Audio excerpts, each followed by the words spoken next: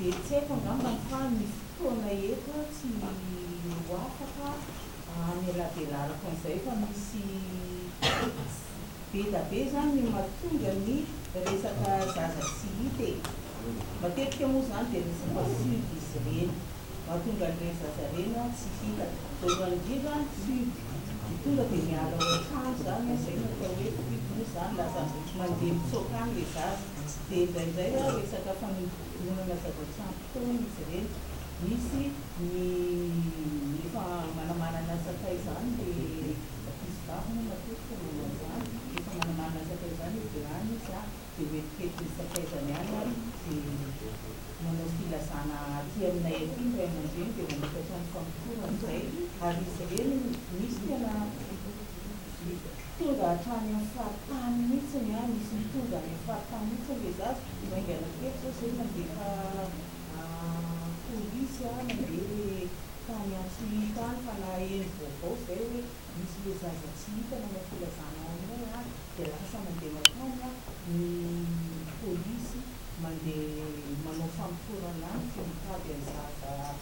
le zaza lazaina fa hoe tsy hita. Dia matetika koa ohatra zao afaka ho lazaiko aminareo any amin'ny Facebook any dia izy misy zaza mianadahy kely hoe tsy hita hono dia izy mianadahy kely reo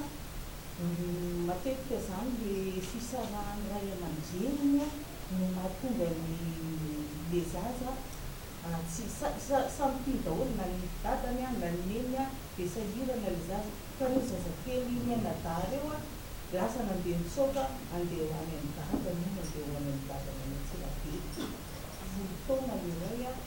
volon-taona ny anankiray dia lasa nandeha any Antsirabe le izy mianadahy kely andeha ho any amin'ny dadany iny.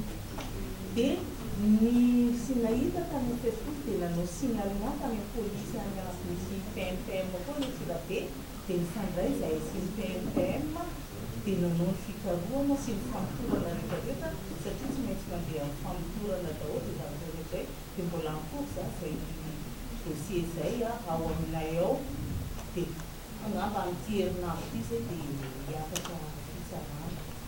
Dia ohatraohatr'izao fandeha an'ery dia misy ihany koa resaka mauvais traitement d'enfant koa mahatonga an'ilay zaza mitsoaka tao mandeha any ankizy. Misy ankizy vavy anankiray zao kely mbola 14 ans dia izy mihitsy tonga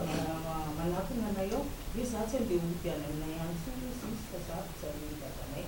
Dia amin'izay fotoan'izay moa zahay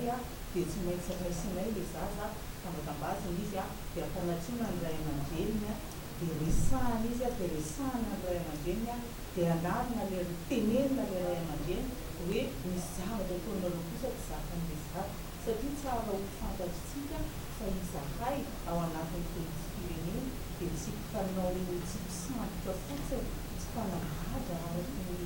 fiheveran'olona fa izahay dia mpanabe ihany koa.